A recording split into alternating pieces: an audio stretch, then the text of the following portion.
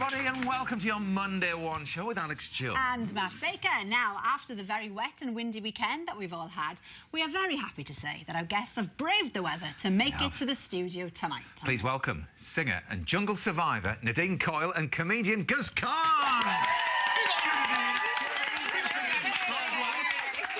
Nadine, lovely to see you. Welcome back. And Gus, I mean, you're over the moon to be on the One Show tonight. Who'd have thought, bro?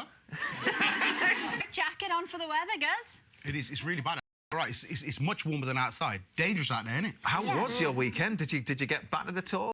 I did. My house, I got lost electricity. Oh, did you? Everything, yeah. It's been bad, and you don't expect it. It just kind of came over and just kind of took over. Yeah. Gus? The milkman was coming with some dead excuse. Who's going to bring the milk if you're not going to come out? You know what I mean? So I don't like his commitment if you're watching the One Show right now. There you are. Have you got plenty of milk in, though, for now? Special mention must go to the bravery of the Hastings... And actually, the length and the communities actually right across. I know local to us, everybody was out clearing trees away from the road so that everybody could get through, just communities coming together.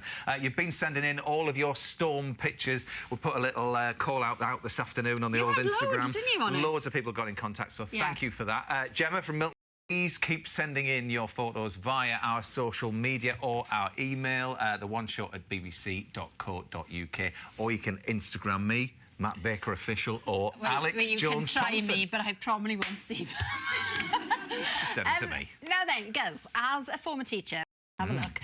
It's all about a controversial method of discipline that many schools are now using. Maureen Baig was also a teacher, and she's been to try it out for herself. Have a look. So what do we think then, Gus? Isolation booth? For who they are. You know, I understand, and this is a reality that our teachers face up and down the country. They are any good. Isolation does no good in prisons either. So, you know, to inspire them is a much... When you've got big classes and you've got one teacher, I mean, you know, from your perspective, how did you actually used to... A bit unruly, but, you know... Ask Ofsted what they think. And interacting with them on a level that they understood was really important. Yeah. One, which is what we came up with. I got a phone in my pocket, I'll text it down. When you were a teacher. But I just felt that to be the most natural way to the term. Don't smile at them to them. I was like, Uncle, you're mad, man. Employ the kind of best techniques that you think you have. What were you like in school? Were you a good student, or were you a bit naughty? I mean, I was all right. I did try hard. I really did try hard. But I had a few teachers that would just immediately, they would hear noise, and they'd be like, Nadine, out you get, outside. Ah. So I spent, like, 2 years standing outside the physics classroom and just... Well, she's quite honest, isn't she? It's because, funny you should say that. You know, actually, we contacted... Stop. Yeah, we did. We contacted Thornhill College. We did. Yeah. You know, I saw a teacher a couple of weeks ago in a cafe, and he was like, he saw me from far back. He was like, Nadine, where's your homework? Immediately, I thought I was 14 again. I was like, I recognised the voice, the tone. Well, I wonder if he's one of these. Have a look. Do you know what?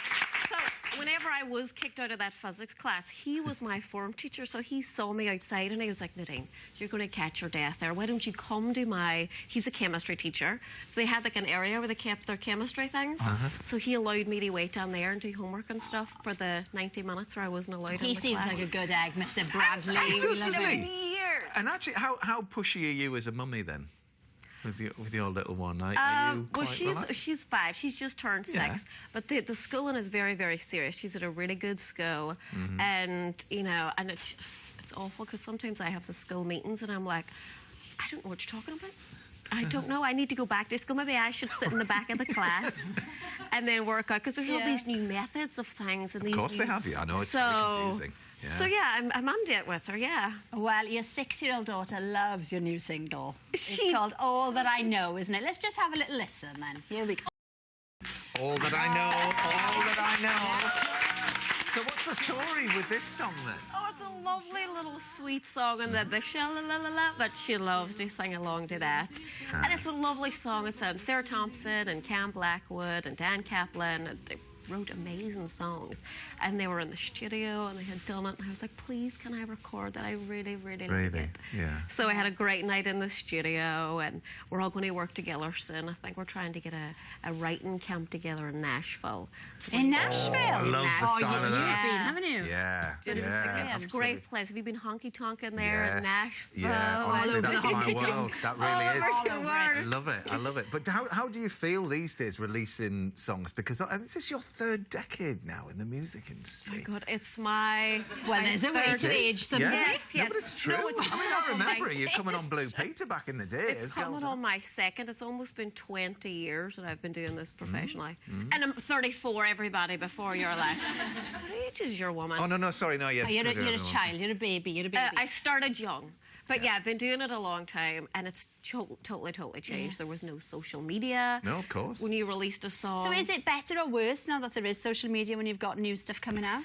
There's not as many TV shows and magazines and things. It's now more online content. So you can do a lot more stuff from at home or easier places, because before you would release a single, you would go to HMV, you would do a sign-in, you would do a performance there. There isn't even a HMV anymore to really be able to go and do that. So it's all more online these days. It all changed, isn't it? Totally changed. Well, good luck with the new single. Thank you very much. Is there an album?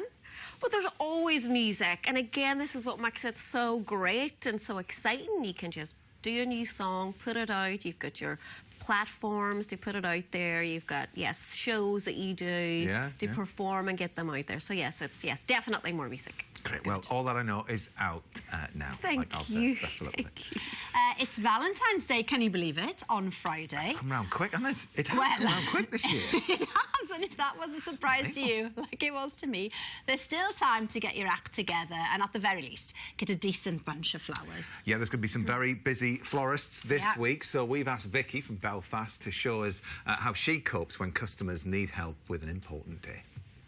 See, I could have watched that all night. You love all that sort of stuff, don't you? I fancied being a florist until Matt said, no, your hands would get really cold, and I've gone off. You'd be up too early and your hands would be freezing. Do you know, a guy gave my wife flowers at a shop she went to yesterday. Said, oh, we're giving away the flowers. And he gave her this bunch, right? A beautiful bunch of these daffodils. And sure enough, they were all locked up tight. Came down this morning, stormy weather, raining. The beautiful flowers come out. It was really lovely. They'd be dead now by the time you get home, though. No, they won't. No, they won't. Gus, you're one with our producers, and apparently they told us earlier on that you said you'd never bought your wife flowers. I just want to say, in the short time I've met you, I can't believe. God. No one ever really talks about it. They die. He's got a point. We'll move on to safer ground. Man